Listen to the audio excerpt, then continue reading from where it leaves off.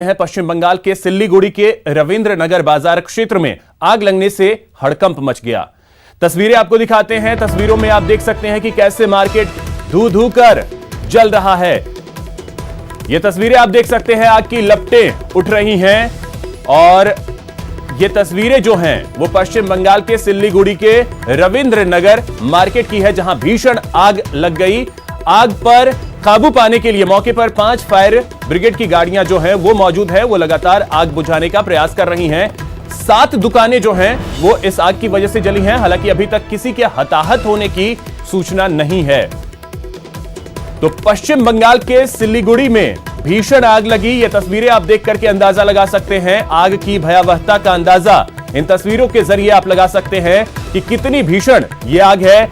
करीब 7 दुकान में आग लगी है और फायर ब्रिगेड की गाड़ियां जो हैं 5 फायर ब्रिगेड की गाड़ियां मौके पर मौजूद हैं और आग बुझाने का प्रयास लगातार कर रही हैं।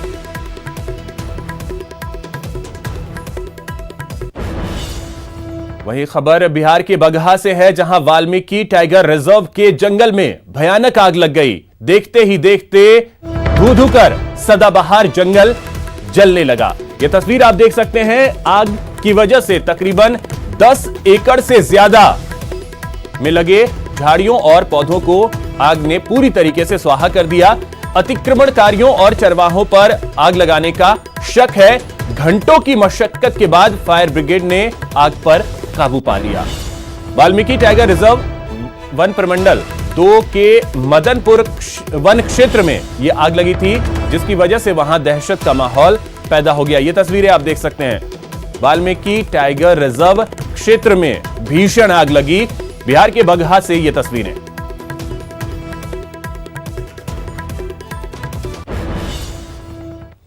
अब आपको हनुमानगढ़ की खबर दिखाते हैं। सबसे पहले आप इन तस्वीरों को देखिए। यह तस्वीर आप देख सकते हैं। यहां भी आग की खबर सामने आई, जहां पर एक भीषण सड़क हादसा हुआ और 3 गाड़ियों की आपस में टक्कर हुई और उसके बाद तीनों गाड़ियां जलकर स्वाहा हो गईं। तस्वीरें हनुमानगढ़ की हैं। जयपुर मार्ग पर लखुवाली गांव के पास यह हादसा हुआ, जहां एक भीषण सड़क हादसा हुआ। 3 वाहन आपस में टकरा गए। 2 ट्रक और एक पिकअप की जोरदार टक्कर हुई और आग की वजह से तीनों गाड़ियां जलकर स्वाहा हो गई। गनीमत यह रही कि इसमें किसी भी तरीके की हताहत होने की किसी की खबर नहीं है और सूचना मिलने पर रावतसर पुलिस और फायर ब्रिगेड मौके पर पहुंची और आग बुझाने का प्रयास किया, लेकिन तब तक गाड़ियां जो है वो पूरी तरीके से स्वाहा हो चुकी थी।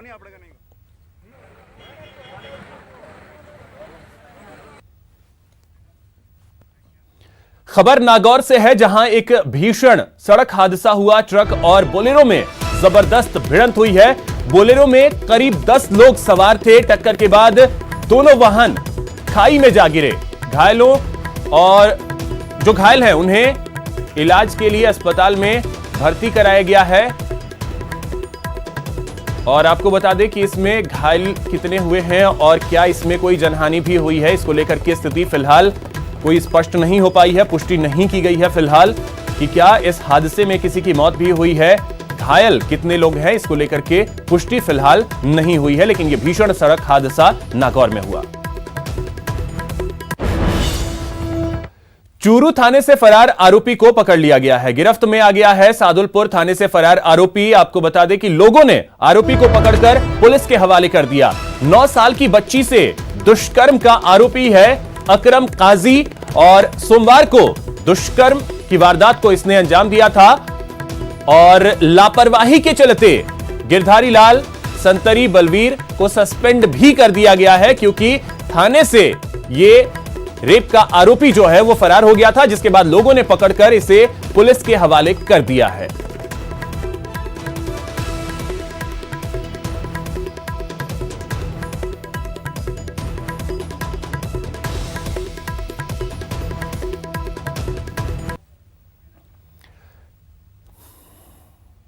जयपुर एयरपोर्ट पर कस्टम विभाग की कार्रवाई देखने को मिली है। महिला के पास से 13 लाख रुपए का सोना जब्त किया गया है। यह बड़ी कार्रवाई की है जयपुर एयरपोर्ट पर कस्टम विभाग ने और आपको बता दें 13 लाख रुपए का सोना जो है वो जब्त किया गया है। दुबई जयपुर एयर इंडिया की फ्लाइट से यह महिला आई थी। महिला से कस्टम अधिकारियों ने पूछताछ की है और आगे भी पूछताछ जारी है। पकड़े गए सोने का वजन करीब 300 ग्राम है।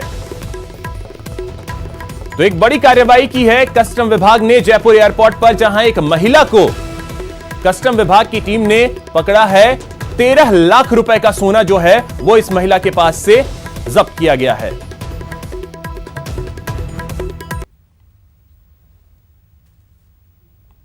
बात करते हैं रॉबर्ट वाड्रा मामले की। जोधपुर हाईकोर्ट में सुनवाई हुई है और आपको बता दें कि हाईकोर्ट जस्टिस विजय बिश्नोई की कोर्ट में सुनवाई और मामले में अंतिम बहस शुरू हो सकती है। स्काईलाइट हॉस्पिटैलिटी और महेश नागर की याचिका पर सुनवाई।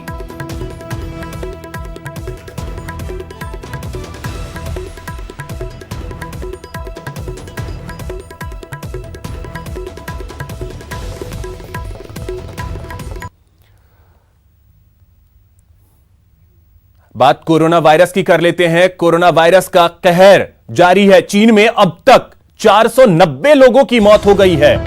यह बड़ी खबर आपको बता दें, कोरोना वायरस का कहर लगातार जारी है और चीन में अब तक 490 लोगों की जान जा चुकी है इस कोरोना वायरस की वजह से।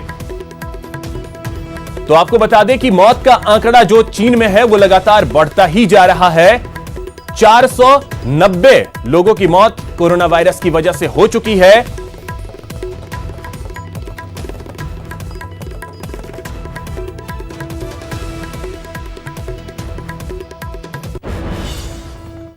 चलिए अब आपको दिखाते हैं प्रदर्शन की 2 तस्वीरें।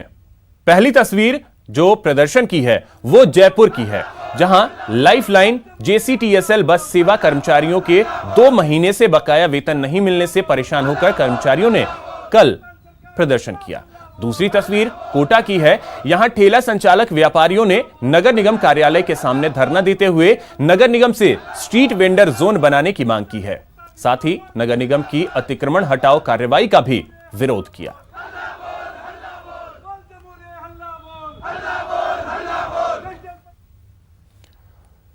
बारां में ममता को शर्मसार करने वाला एक मामला सामने आया है। एक मां ने पैदा होते ही नवजात को मरने के लिए झाड़ियों में छोड़ दिया। वो नवजात जो अस्पताल में अपनी जिंदगी के लिए मौत से जंग लड़ रहा है और बस यही सवाल कर रही है, मां मेरा क्या कसूर था। मां आखिर मेरा क्या कसूर।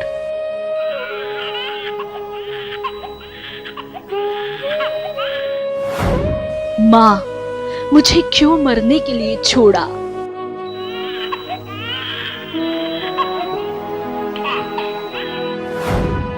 मां क्या बेटी होना मेरा गुनाह है।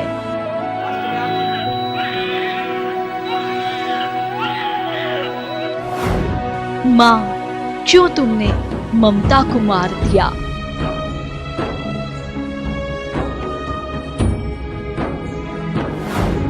मां तुम भी तो किसी की बेटी हो।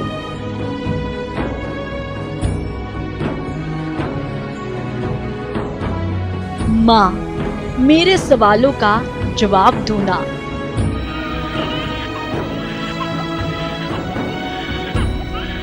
मां जब मरने के लिए छोड़ना ही था तो फिर मुझे पैदा क्यों किया। क्यों तुमने 9 महीने मुझे अपनी कोख में रखा और क्यों दुनिया में आते ही अपने से मुझे इतना दूर कर दिया। क्यों मुझे दूध पिलाने की जगह तुमने दूसरों का निवाला होने के लिए छोड़ दिया। क्यों मुझसे ममता के आंचल में जीने का हक छीन लिया। मेरे कर्मचारी के द्वारा सूचना मिली कि अस्पताल में जो बगीचा है वहाँ पे कोई नवजात शिशु पड़ा हुआ है। वहाँ पर जाकर के देखा तो नवजात शिशु जीवित था और वहाँ पर कौन छोड़ के गया इसका कोई अता पता हमें नहीं था। नवजात शिशु अकेला ही पड़ा हुआ था और कोई ने बच्चे के बाहर ही कहीं कोई किसी की डिलीवरी हुई है जिसके साथ ही वो बच्चे को वहीं छोड़ के चले गए। क्यों माँ क्यों तुझे एक बार भी मेरा ख्याल नहीं आया। क्या मैं इतनी बुरी थी माँ। क्यों तूने मुझे अपनी लाजो नहीं माना माँ। मैंने तो अभी ठीक से आंखें भी नहीं खोली थी माँ। फिर क्यों छाती से लगाने की बजाय बेदर्दी से मुंह मोड़ लिया? तूने यूं झाड़ियों में मुझे छोड़ दिया। अगर तू मुझे अपने आंचल में छुपा के रखती तो आज मैं अस्पताल में यूं जिंदगी के लिए मौत से जंग नहीं लड़ रही होती। आखिर क्यों माँ, क्यों? 12 से न्यूज़ 18 के लिए विपिन की रिपोर्ट।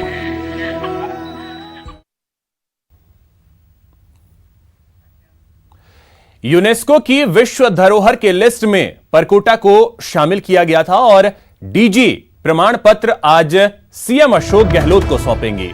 आपको बता दें कि अल्बर्ट हॉल में यूनेस्को डीजी सर्टिफिकेट सौंपेंगी। आज जयपुर में भव्य समारोह का आयोजन भी किया जाएगा।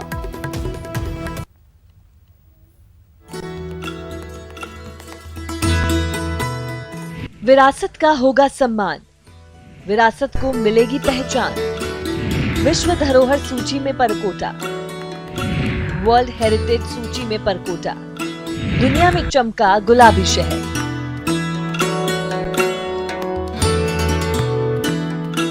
अब परकोटा विकास की नई इबारत लिखने के लिए तैयार है। परकोटा ऊंचाइयों के पंख फैलाने के लिए भी तैयार है, और वो भी क्यों ना। जयपुर को आज वर्ल्ड हेरिटेज सिटी का प्रमाण पत्र जो मिलने वाला है।